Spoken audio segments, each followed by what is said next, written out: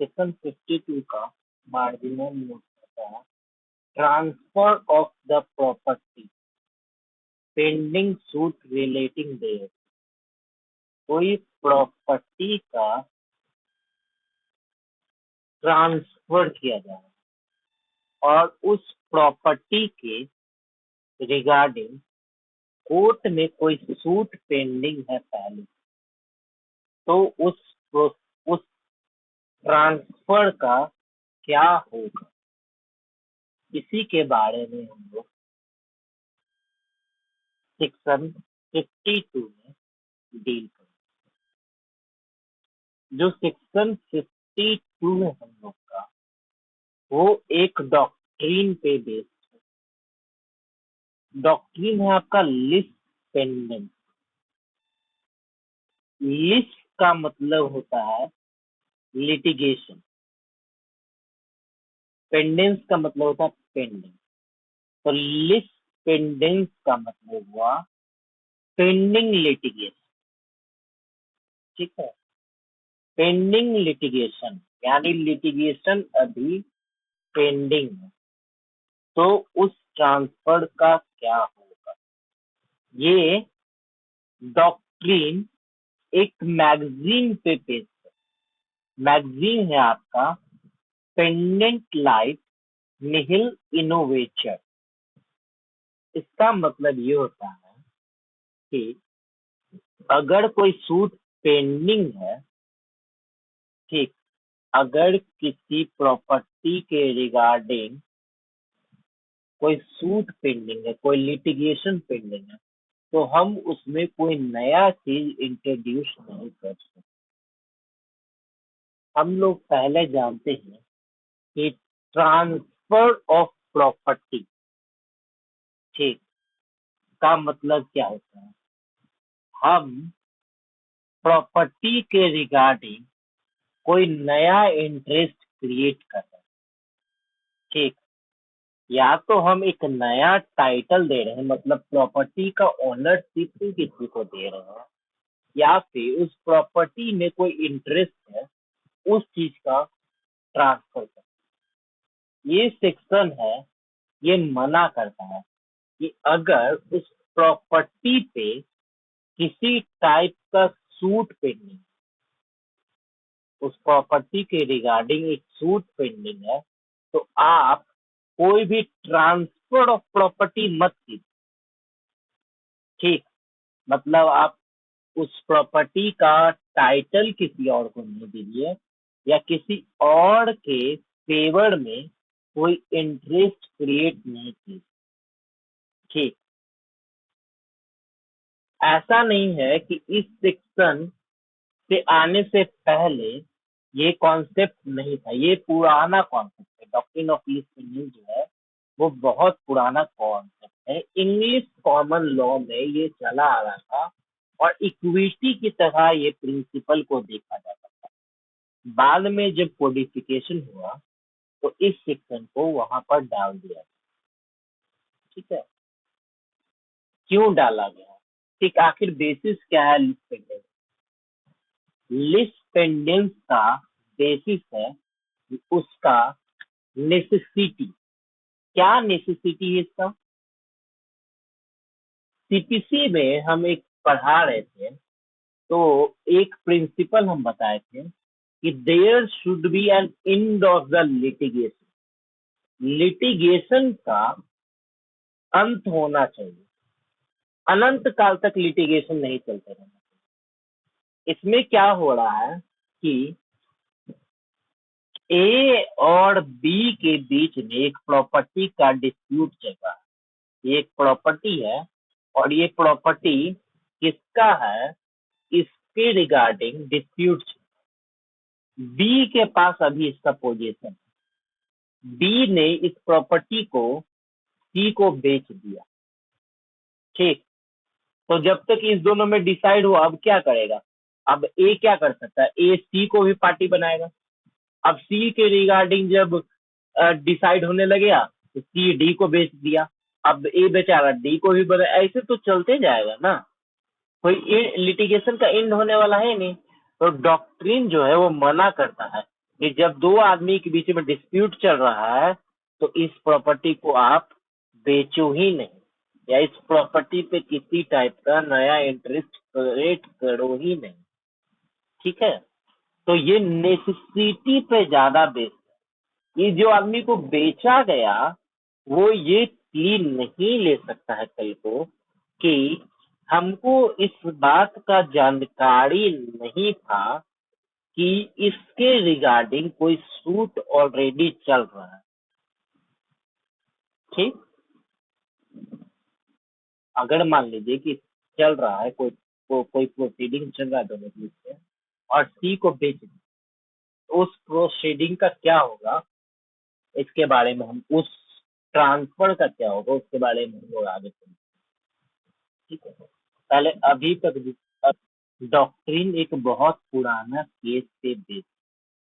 ठीक है, 1857 का ये केस है, बैल्मी वर्सेस सेवन।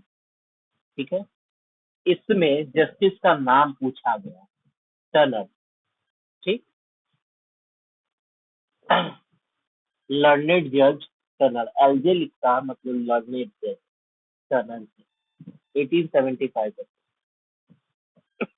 इसी में ये हेल्ड किया गया कि देखिए ये जो पूरा डॉक्ट्रिन है वो नेसेसिटी पे बेस्ड है कि लिटिगेशन का एंड होना चाहिए। हम इस बात का प्ली नहीं लेने दे सकते किसी को कि उसको एक्चुअल नोटिस था कि नहीं, या कंस्ट्रक्टिव नोटिस था कि नहीं, मतलब उसको सही में जानकारी था कि नहीं, या फिर उसको जानकारी होना चाहिए था कि इस प्रॉपर्टी के रिगार्डिंग कोई डिस्प्यूट चला आ रहा है। ठीक, इस बात का प्ली नहीं लेने दिया जा सकता है। हमारा जो डिसीजन होगा वही बाइंडिंग होना चाहिए उस आदमी पे। सबसे पहला चीज कहता है कि सेक्शन 52 कहाँ अप्लाई होगा। सेक्शन 52 वहीं अप्लाई होगा कि कोई सूट या प्रोसीडिंग पेंडिंग हो एक इमूवेबल प्रॉपर्टी के कंसर्निंग। ठीक, सबसे इम्पोर्टेंट है कि कोई इमूवेबल प्रॉपर्टी डिस्प्यूटेड हो और उस डिस्प्यूट के रिगार्डिंग कोई सूट या प्रोसीडिंग चल रहा है। क्या होता है सूट और प्रोसीडिंग, इसके हम आते हैं। उसके बाद क्या कर रहा है कि प्रॉपर्टी को ट्रांसफर नहीं करना है, और अगर कर दिया, अगर उस प्रॉपर्टी को ट्रांसफर करना ही नहीं, और अगर कर दिया तो जो ट्रांसफरर है मतलब जिसको प्रॉपर्टी मिला है वो कोर्ट के डिसीजन से बाउंड हो जाएगा।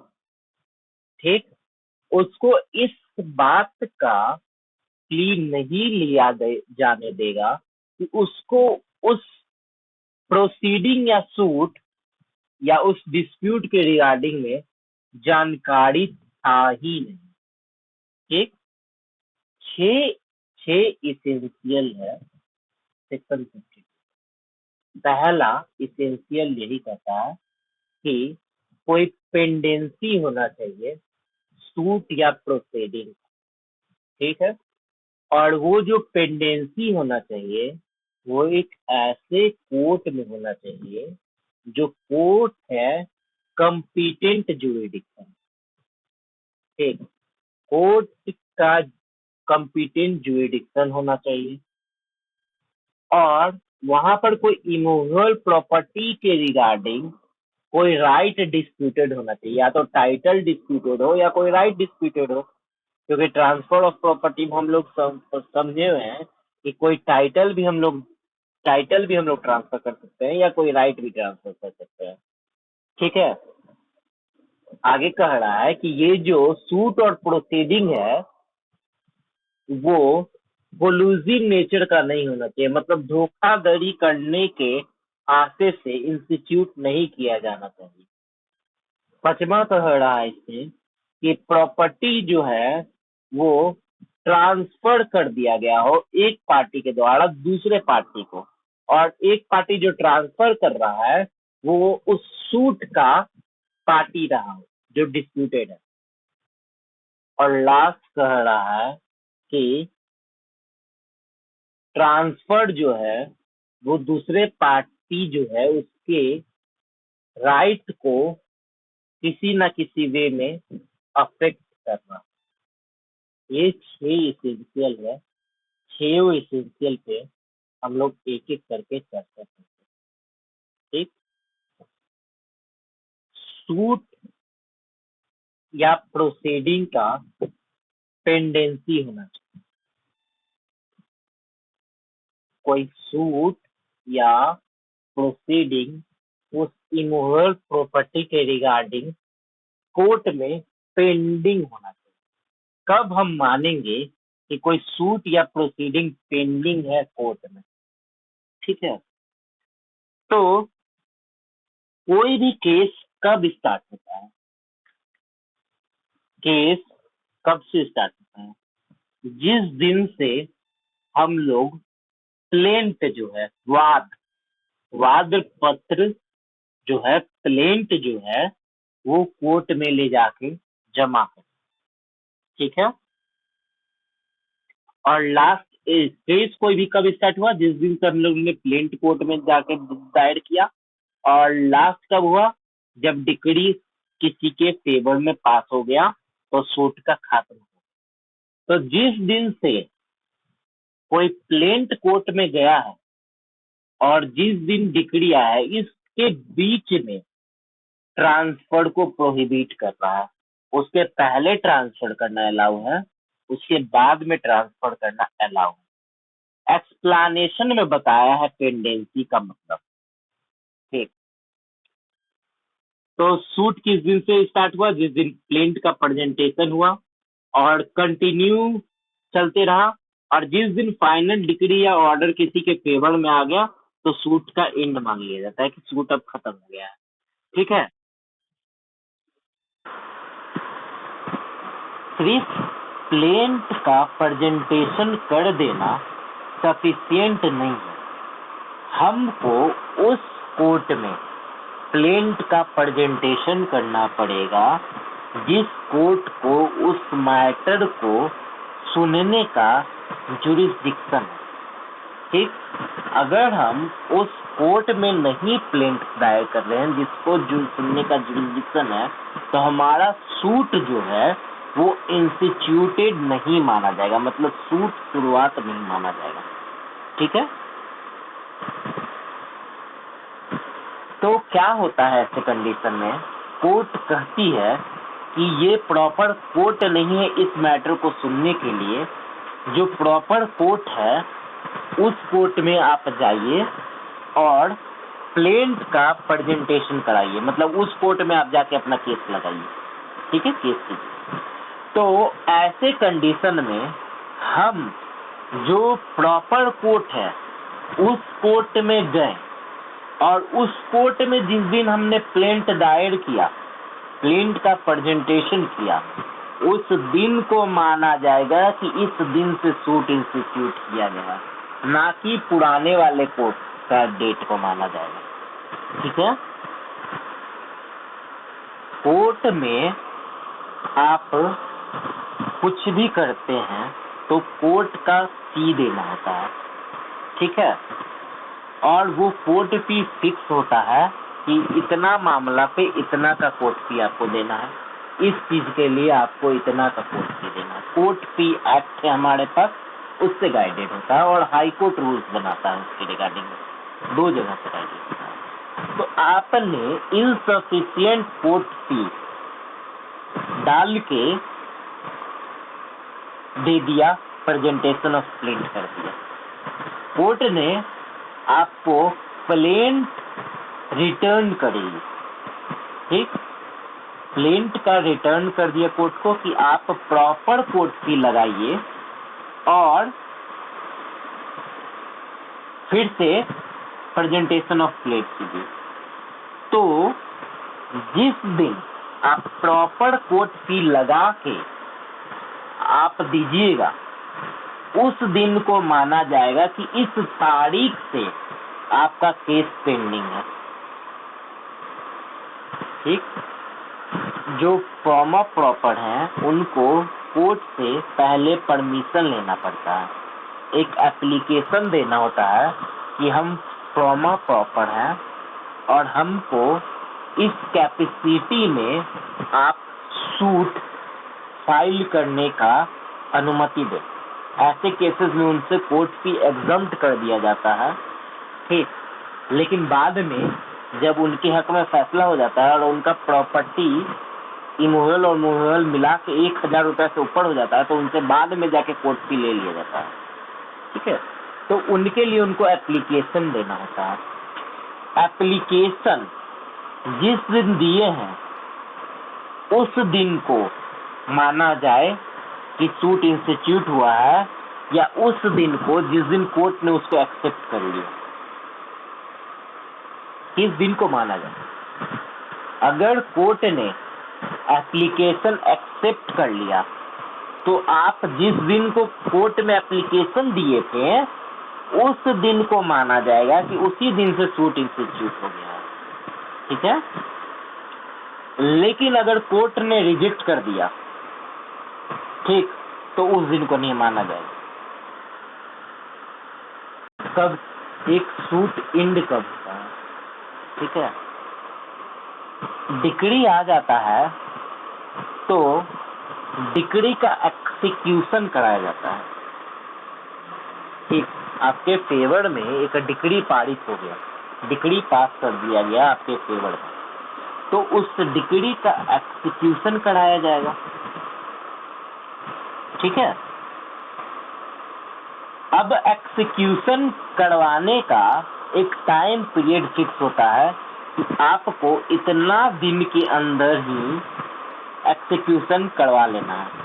तो ये डिक्री जिस दिन आपके फेवर में पास हुआ और एक टाइम पीरियड है, इस टाइम पीरियड के अंदर आपको डिक्री जो है वो एक्सिक्यूट करा लेना है कोर्ट से कि अब हमको मेरे हाथ में फैसला दिलवा दिए, अब हमको जमीन भी तो दिलवा दीजिए आप ही। यही होता है एक्सिक्यूशन। तो ये जो टाइम पीरियड है, आपके हाथ में फैसला आ गया तो एक टाइम पीरियड होता है। लिमिटेशन एक्ट में हर एक अलग अलग केस के लिए अलग अलग टाइम पीरियड दिया हुआ है। तो इस टाइम पीरियड के दौरान जब तक ये टाइम पीरियड खत्म नहीं हो जाएगा तब तक हम लोग नहीं मानेंगे कि सूट खत्म हो गया है। ठीक, जब तक ये टाइम पीरियड है तब तक आपका सूट पेंडिंग है। केस हुआ था NC Bhatia versus Gyan Devi people's cooperative bank limited. Case में क्या हुआ कि एक केस हुआ, केस में एक जजमेंट डेटर बना, एक डिक्री होल्डर बना। जिसके हक में फैसला आता है वो डिक्री होल्डर कहलाता है और जो केस हार जाता है उसको जजमेंट डेटर कहते हैं। मोटा मोटी यही कॉन्सेप्ट। ठीक, तो जो जजमेंट डेटर है उसके अगेंस्ट में कोर्ट ने कहा एक्सिक्यूशन करवाओ, एक्सिक्यूशन प्रोसीडिंग स्टार्ट कर दिया।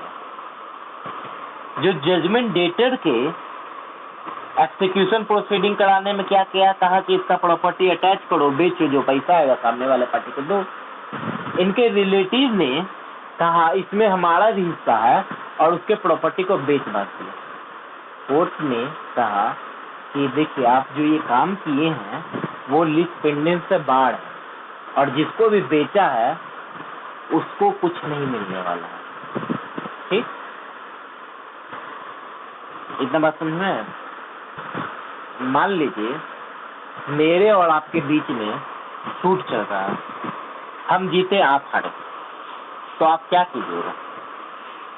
अपील में जाइएगा, जाइए ना अपील में, हायर कोर्ट में। तो अपील में जाने का भी एक टाइम पीरियड होता है कि ऐसे सूट में आप इतने दिन तक जा सकते हैं, ऐसे केस में इतने दिन के भीतर आपको अपील कर देना है।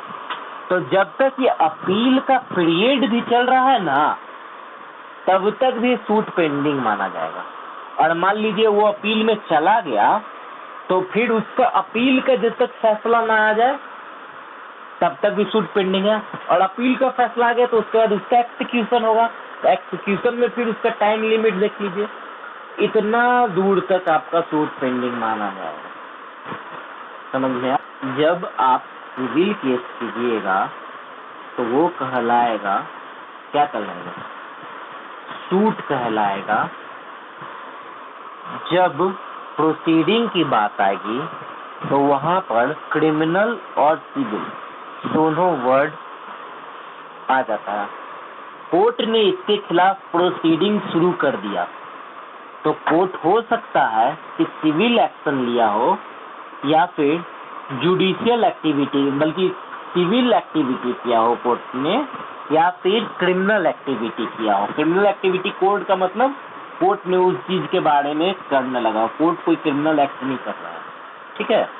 तो एक ऐसा एक्टिविटी, प्रोसीडिंग का मतलब होता है कोई भी जुडिशियल एक्टिविटी, या तो वो सिविल हो या क्रिमिनल हो, दोनों के लिए हम लोग प्रोसीडिंग वर्ड यूज करते हैं।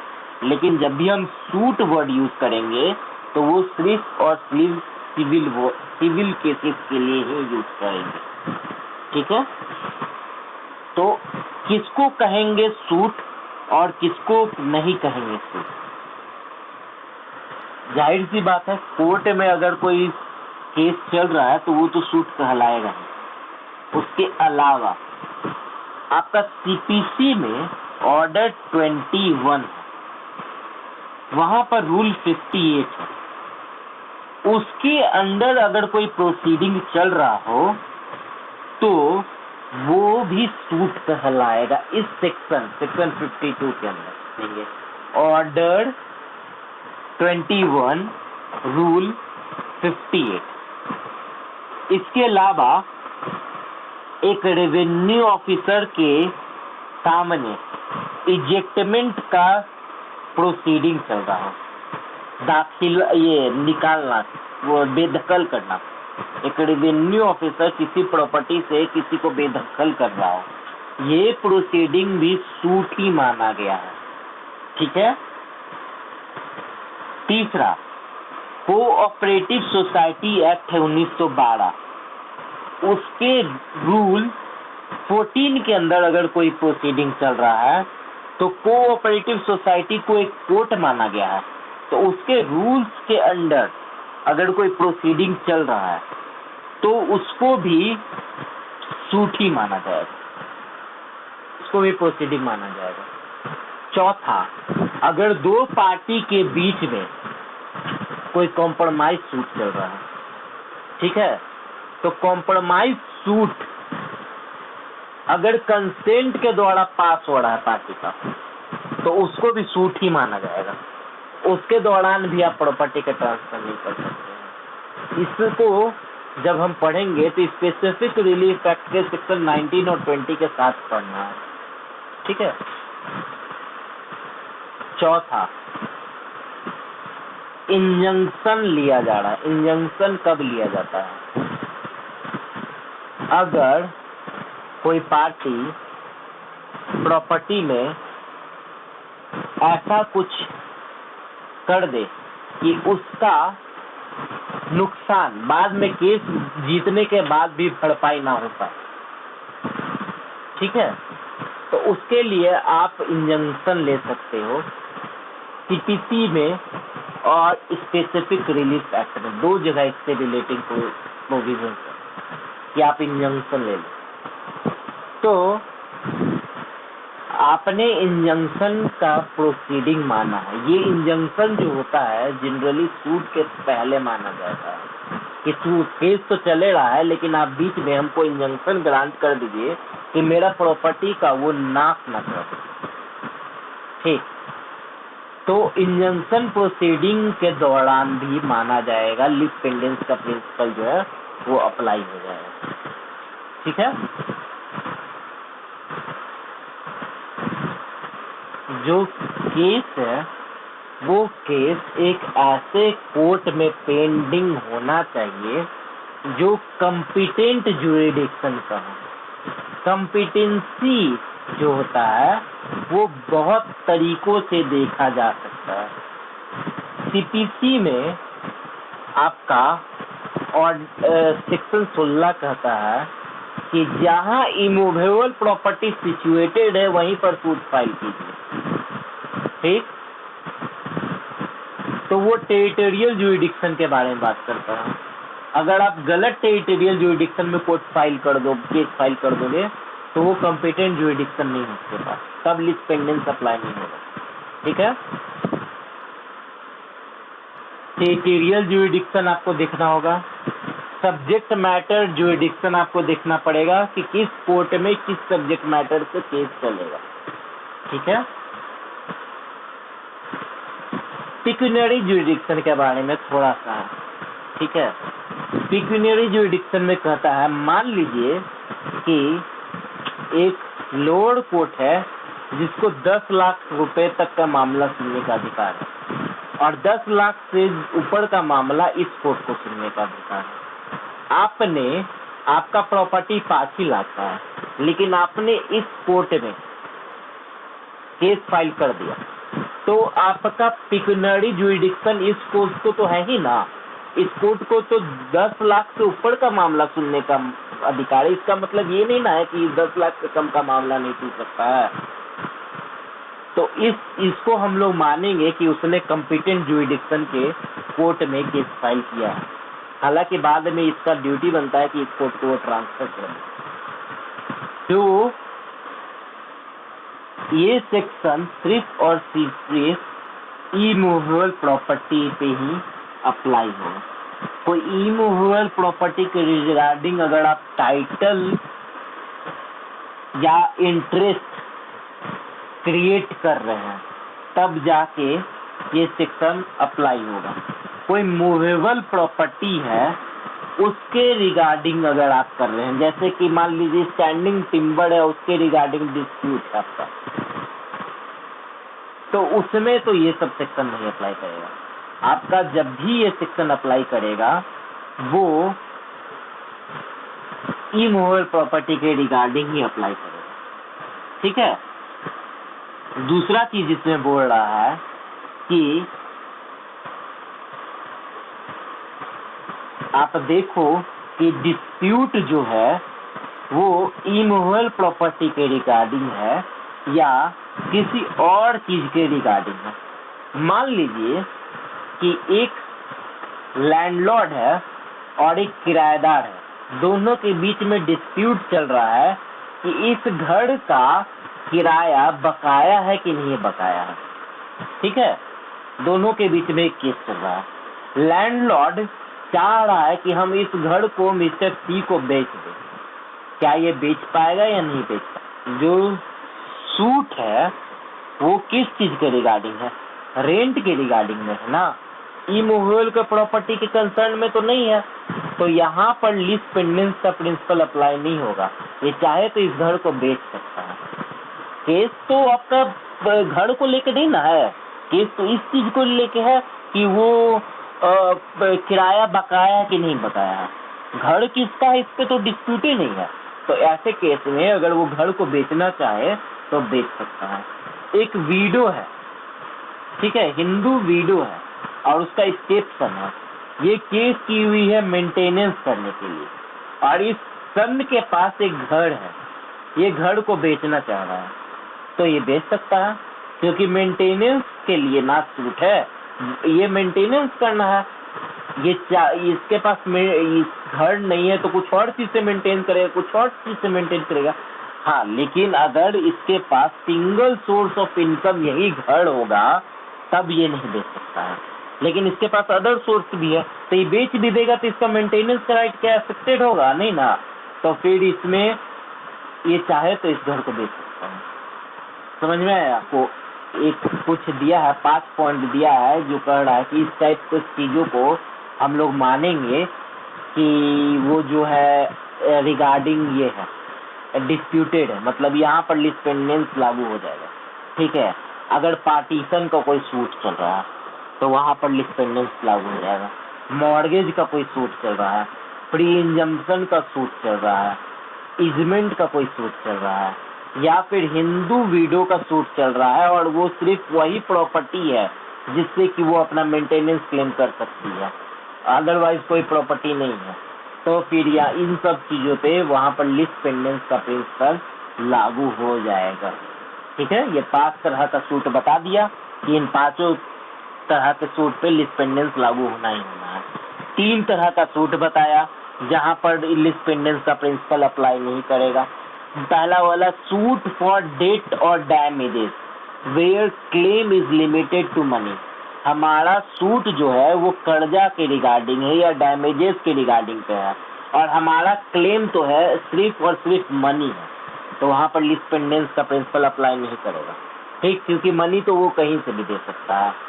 दूसरा कहता है suit for recovery of movable, कोई मूवेबल प्रॉपर्टी है और वो किसका है उसको रिगार्डिंग डिस्प्यूट है, तो वहां पर ये सेक्शन लिस्ट पेंडेंस का अप्लाई नहीं करेगा, क्योंकि सेक्शन लिस्ट पेंडेंस जो है वो सिर्फ और सिर्फ इमूवेबल प्रॉपर्टी पे ही लागू होता है। तीसरा कह रहा है अकाउंट के रिगार्डिंग कोई सूट है, अकाउंट सेटलमेंट का। ठीक है, अकाउंट सेटलमेंट का, बैंक में कितना पैसा लिया इतना पैसा दिया, उस टाइप का सेटलमेंट का कोई डिस्प्यूट है तो उस टाइप के सूट पे ये लागू नहीं होगा। तो 5 ट्रांसफर जो किया जा रहा है वो दूरभाषा, ठीक है, दूर आशा मतलब बुरे आशय के साथ नहीं किया जाना चाहिए।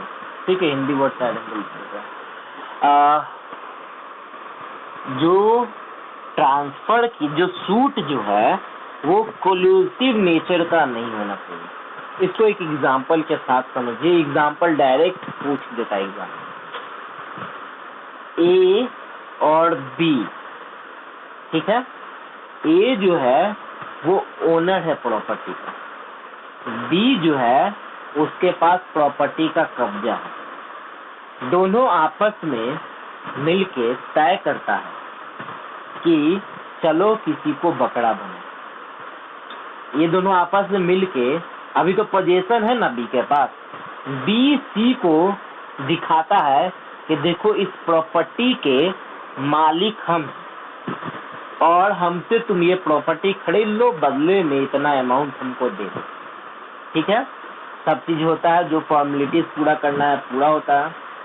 बाद में ये दोनों का प्लान रहता है कि जब वो तुमको पैसा दे देगा ना तो हम लोग क्या करेंगे, आपस में केस कर देंगे तो या फिर पहले ही केस कर रखा है, ये दोनों पहले ही से केस कर रखा है जिसके बारे में इसको जानकारी नहीं दे रहा और ये मिल के केस कर रखा है दोनों आपस में।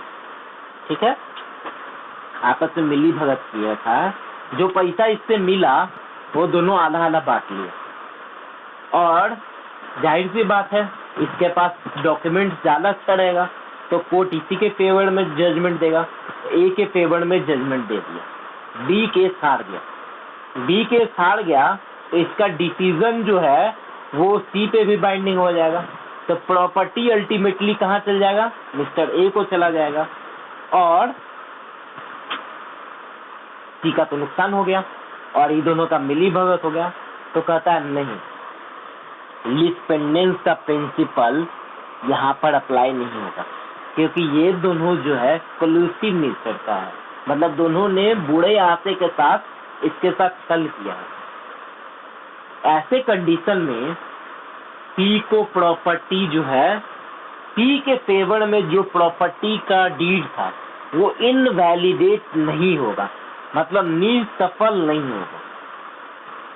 अदरवाइज डेल्ट विथ का मतलब होता है कि देखिए ये जो है इमूवेबल प्रॉपर्टी पे तो लागू हो रहा है तो हम समझते हैं, लेकिन ट्रांसफर ऑफ प्रॉपर्टी होना चाहिए।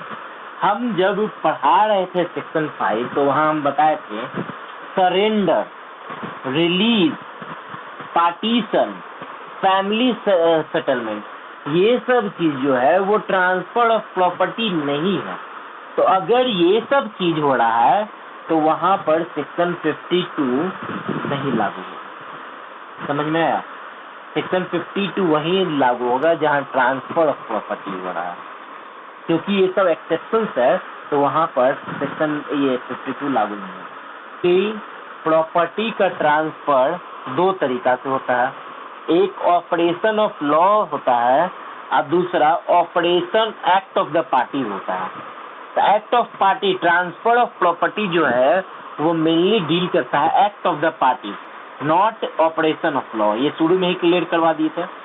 लेकिन सेक्शन 52 जो है वो एक्ट ऑफ पार्टीज पे भी लागू होता है और ऑपरेशन ऑफ लॉ पे भी लागू होता है। मतलब कोर्ट कोई प्रॉपर्टी को सेल करवा रही है, इसी बीच में आपने उस प्रॉपर्टी का डिस्पोजेशन करा दिया, किसी और को बेच दिया, तो ये सेक्शन लागू होगा। ठीक है। लेकिन आप अगर कोर्ट के परमिशन से एक डिस्प्यूटेड प्रॉपर्टी है, ए और बी के बीच में डिस्प्यूटेड प्रॉपर्टी है, ये ए ने कोर्ट से परमिशन लिया कि मेरे लिए इस प्रॉपर्टी का बिक जाना अभी बहुत जरूरी है। कोर्ट को इसने साबित किया कि क्यों इस प्रॉपर्टी का बिक जाना अभी बहुत जरूरी है। कोर्ट ने इसको अलाउ कर दिया कि ठीक है भाई बेच दो। कल को अगर फैसला तुम्हारे हक में नहीं आया तो हम तुमसे पैसा वसूल कर लेंगे। कोर्ट कुछ सोच समझ के ये फैसला दे रही है।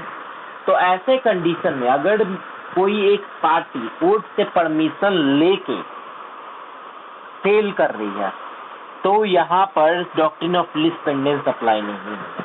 कोर्ट ने परमिशन दे दिया है तब वहां पर अप्लाई नहीं होगा। Lease pendens, pendency of suit के दौरान किसी ने प्रॉपर्टी बेच दिया तो उसका इफेक्ट क्या होगा समझिए। ए और बी के बीच में डिस्प्यूट चल रहा है एक इमूवेबल प्रॉपर्टी को लेकर। ठीक है। बी जब केस पेंडिंग था तभी बी ने सी को ये प्रॉपर्टी बेच दिया। ठीक है। अगर फैसला बी के हक में आया तो बी को इस बात का प्ली नहीं लेने दिया जाएगा कि उस टाइम कोर्ट में केस पेंडिंग था, लीज पेंडेंस का प्रिंसिपल अप्लाई होना चाहिए। क्यों नहीं लेने दिया जा रहा है? Section 115 Indian evidence act estoppel का प्रिंसिपल लागू हो रहा है। ठीक है। ये प्रॉपर्टी अगर कोर्ट ने बी के हक में फैसला दे दिया तो प्रॉपर्टी चला जाएगा सी को। लेकिन जो कोर्ट ने ए के हक में फैसला दिया तो मिस्टर सी को ये प्रॉपर्टी ए को देना पड़ जाएगा। मिस्टर सी इस बात का प्ली नहीं ले पाएगा कि हमको मालूम ही नहीं था कि कैसा कोई केस भी पेंडिंग है। ठीक, हो सकता है कि उसको सच में भी मालूम ना हो, लेकिन उससे कोई फर्क नहीं पड़ने वाला है। ठीक, ये प्ली सी को नहीं लेने दिया जाएगा। हाँ, ये बात अलग है कि वो बी से अपने पैसा वापस क्लेम करने के लिए केसेस कर सकता है कि मेरे साथ फ्रॉड हुआ और ये हुआ, वो बी पे केसेस कर सकता है, लेकिन प्रॉपर्टी तो ए को ही मिलेगा।